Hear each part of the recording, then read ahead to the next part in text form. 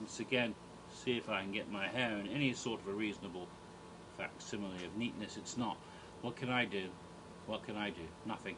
Alright, this is the 14th video in my series on the history of Halloween Horror Nights 20 Years of Fear, and hopefully the final one. We'll see. I left off before I just started talking about the VIP Lounge. The VIP Lounge was set up, as I said, for an upcharge. It was located in the Cafe La Bamba. This is a restaurant that's a seasonal restaurant, which means it's usually only open in the summertime.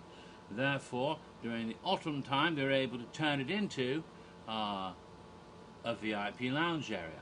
And for the upcharge, you could go in, and they have a little. There's a place where you could just sort of sit back and chill and watch Fear Revealed in a sort of patio area and drink your cocktails, because there were cocktails at bar and there were cocktail waitresses going about. But you had to pay for the cocktails, obviously. The upcharge didn't mean free cocktails.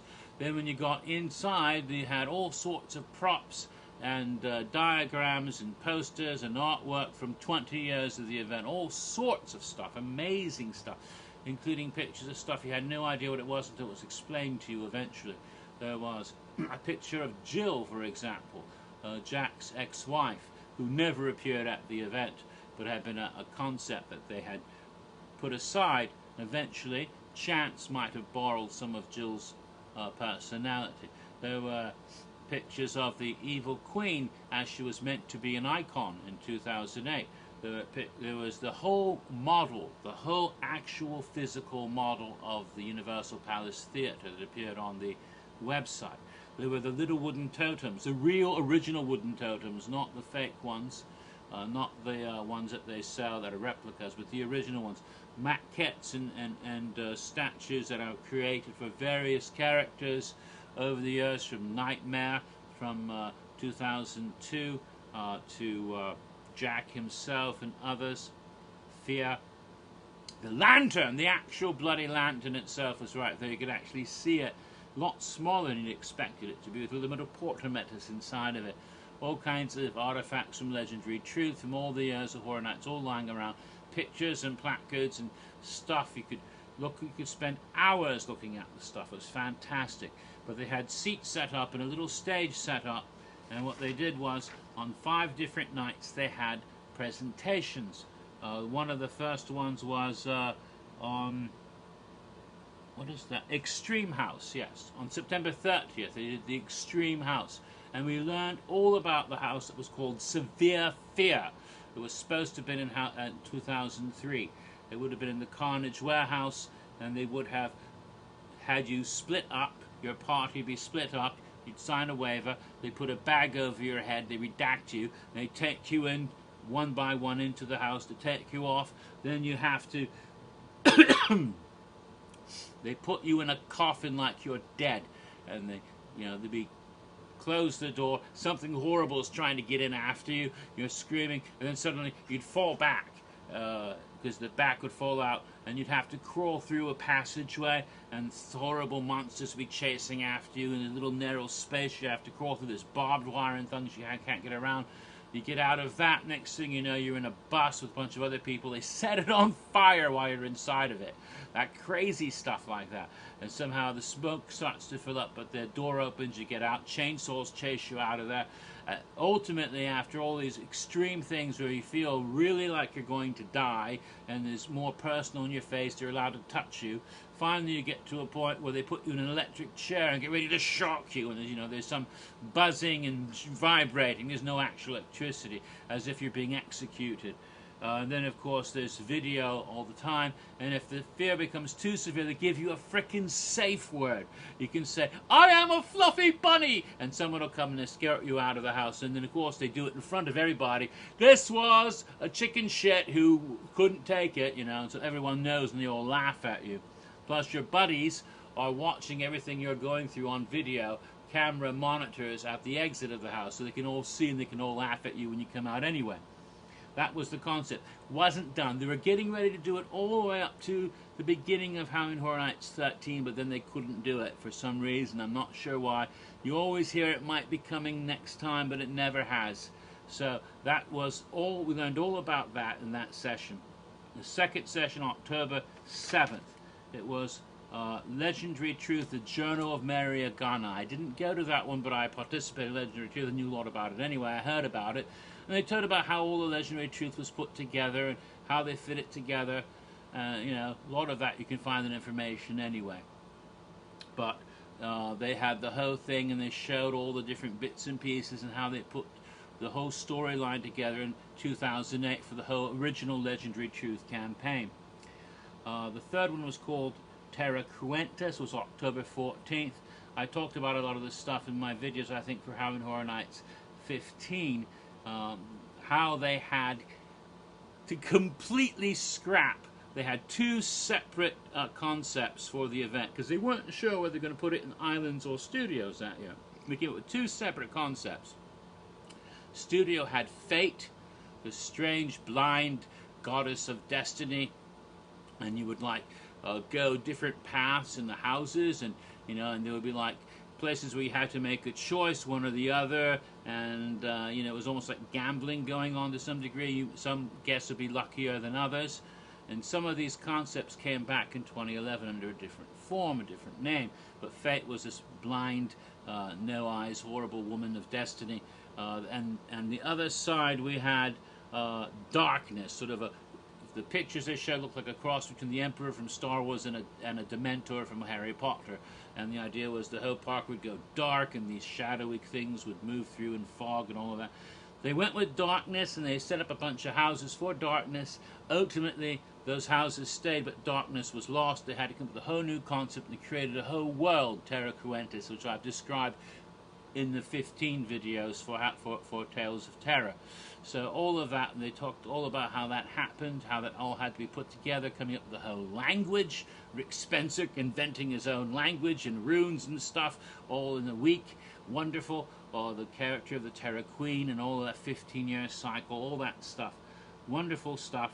October 21st, they did a special one on The Thing. On the house, The Thing Assimilation, which was at Halloween Horror Nights 17, all of the secrets behind that.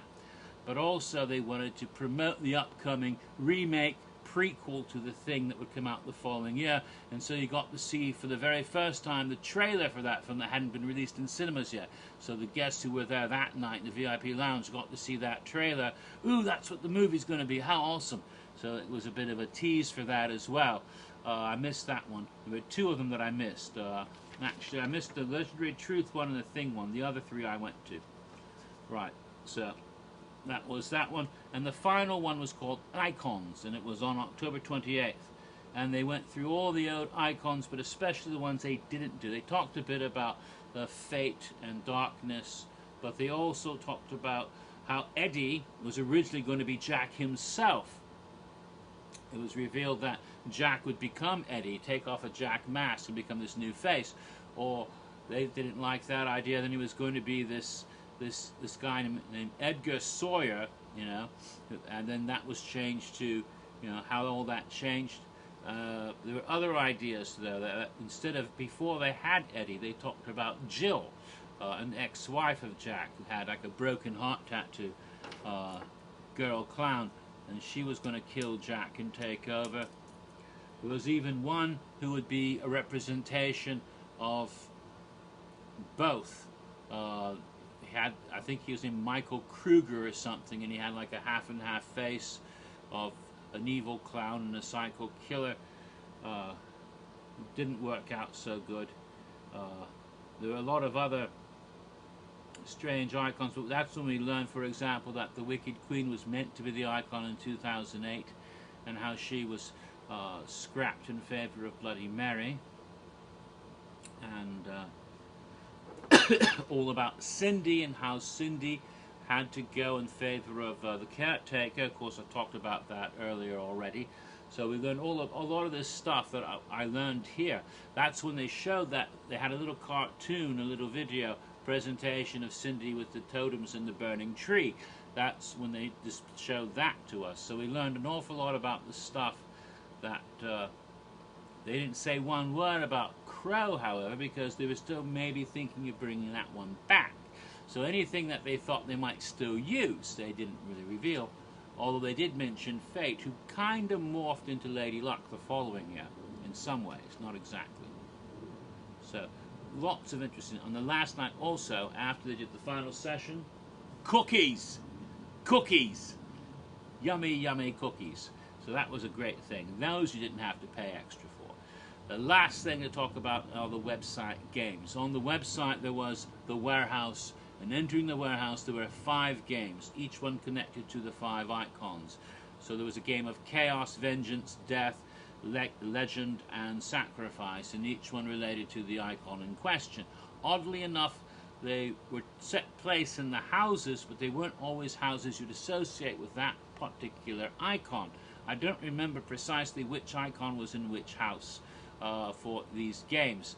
I can't remember off the top of my head which was the Jack game and which was the Caretaker game, and you can go find out and look it up easily. All the game video is still available on YouTube, but I do remember the houses. There was a game that took place in Cycle Scarapy, a game that took place in Havoc Dogs of War, a game that took place in Legendary Truth, the Wyandotte Estate, a game that took place in the Orphanage, and a game that took place on the Bridge of the Frightanic, and therefore in a hallowed past. And every one of these, you have a POV, and there's a scare actor or a character, usually a ghost or some sort of maniac or something, and you have to do a task, and if you don't get the task done in X amount of time, well, they come after you, and you're dead. See? And if you manage to pacify them, and the ghost goes away, or the maniac goes and is calm and doesn't go crazy, then you get the point for that. And at the end, you see the little icon, the little, not the icon's totem, those spiky things. One of the more interesting one was when they had the one for Frightanic, and I don't remember which one it was. Again, storyteller, Usher, Jack, I don't remember, but it does show it floating down the water in the depths. So I thought that was a cool trick when they had that floating down. But all of these games, I think if you go to horrornights.be, you can probably find, though they've saved a lot of the old websites, you might actually be able to find a playable games. I don't remember, I haven't been there in years, I don't know if they're playable or not. But I do know, at least to get an idea of what the website looked like. Maybe the links aren't there, so I don't know if Nick saved that game itself, but I do know that you can actually see what the games were like on YouTube. All of them are there. I know Jeremy posted all of them. So, and again, they were associated with those concepts of chaos and vengeance and sacrifice and the icons and houses. So it was a kind of a neat tie-in, and it was a precursor of games that would be on the internet in the future, because quite a few internet games would come up in the next few years on websites for Horror Nights. And my God, I've done it! I've wrapped up Halloween Horror Nights 20 Years of Fear in only 14 videos. It took me 20 videos to do 19. At this rate, when I do 21, it'll take like maybe 11. Who knows? We'll see if we can manage to bring it down even more. But this then is, I'm going to sign off now, and I'll take care of Halloween Horror Nights 21 in the next video, and that will be sometime later because I'm tired. So catch you later, and we'll talk about Lady Luck and Halloween Horror Nights 21 next time.